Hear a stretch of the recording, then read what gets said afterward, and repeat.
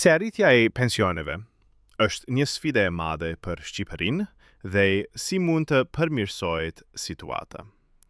Shqipëria po kalon një periudhë të vështirë për sa i përket përballimit të nevojave të pensionistëve, që përbëjnë një pjesë të madhe të popullsisë. Sipas të dhënave të fundit, rreth 33% e popullsisë në Shqipëri janë pensionistë, që e bën këtë kategori një faktor të rëndësishëm për zhvillimin e vendit. Ky numër është duke u rritur, ndërkohë që sfidat ekonomike po bëhen gjithnjë e më të mëdha për ta. Rritja e pensioneve është një sfidë që po përballet me shumë pengesa për Shqipërinë, dhe kjo për shkak të disa faktorëve të ndryshëm që lidhen me zhvillimin ekonomik të vendit, ndryshimet demografike dhe financimin e sistemit të pensioneve. Ky është një problem i rëndësishëm që ndikon drejt për drejt te pensionistët, por gjithashtu ka një ndikim të madh në stabilitetin ekonomik dhe shoqëror të vendit. Shqipëria dhe popullsia e mashuar. Një rritje e shpejtë e pensionistëve. Një nga arsyet kryesore që bën rritjen e pensioneve një sfidë të madhe për Shqipërinë është përqindja e lartë e pensionistëve në popullsi. Rreth 33% e popullsisë është mbi moshën 65 vjeç dhe kjo përbën një numër të konsiderueshëm për një shtet me popullsi të ulët si Shqipëria.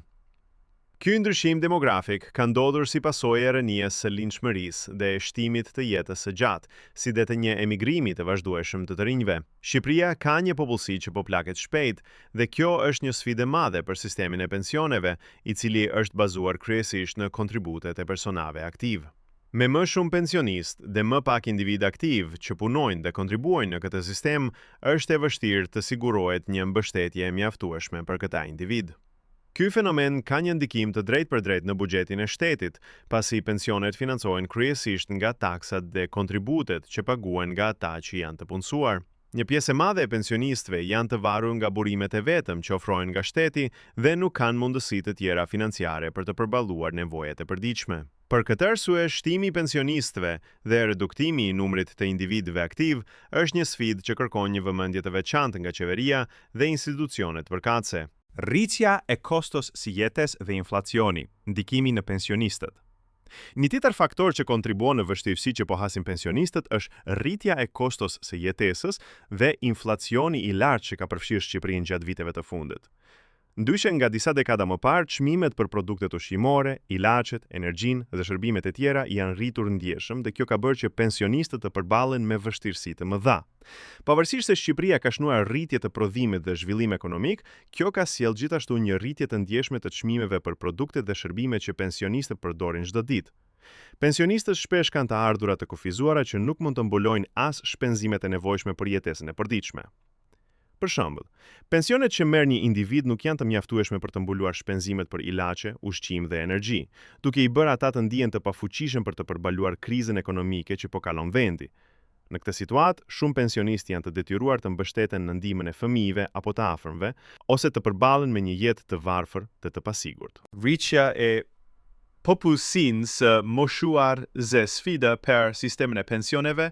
Një sfidë tjetër se Shqipëria ka një popullsi të plakur, dhe kjo kërkon që qeveria të bëj investime të mëdha në sistemin e shërbimeve sociale për të përballuar rritjen e kërkesës për mbështetje financiare për pensionistët.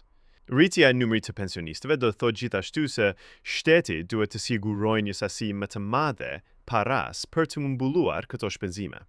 Nëse sistemi i pensioneve nuk ndryshon dhe nuk sigurohen burime të tjera për financimin e tij, do të jetë shumë e vështirë për Shqipërinë të përmbush kërkesat për mbështetje financiare të pensionistëve në të ardhmen. Sistemi i pensioneve në Shqipëri është bazuar kryesisht në kontributet e punonjësve aktiv, por për shkak të uljes së numrit të rinjve që punojnë dhe kontribuojnë me të sistem, është e vështirë të sigurohet një burim i mjaftueshëm për të financuar pensionet. Ky problem është përkeqësuar nga fakti që shumë të rinj kanë emigruar jashtë vendit për shkak të mundësive më të mira për punë dhe jetë, duke I lënë pas ata që janë pensionistë, dhe të varur nga shteti për mbështetje. Problemi i finansimit të rritjes së pensionive dhe ndihma nga taksa dhe borxhi publik.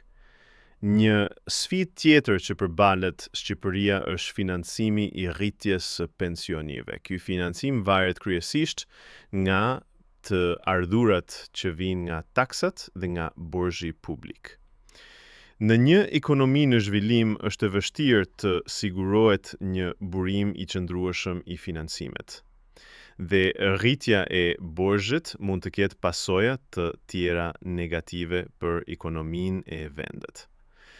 Rritja e taksave është një mundësi për të siguruar më shumë burime financiare, por kjo mund të shkaktojë edhe tensione të tjera në ekonominë e vendet dhe mund të ndikojë negativisht të bizneset dhe të rinjt që janë të angazhuar në tregun e punës.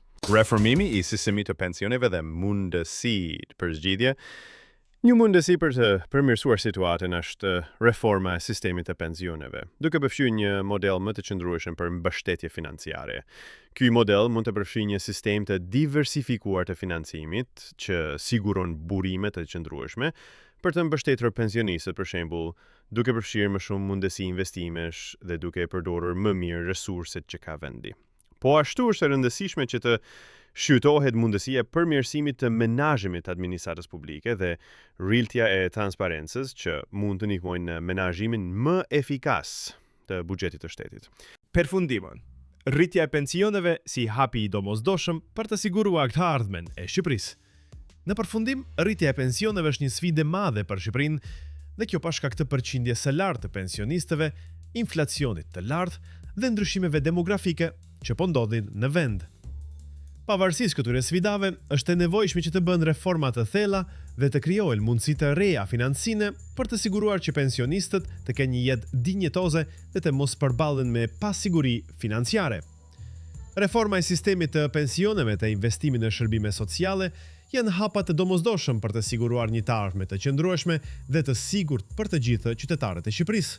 Pensionet në Shqipëri mbeten një temë e nxehtë dhe shpesh diskutuar, por duket se ka ende shumë hapësirë për përmirësim.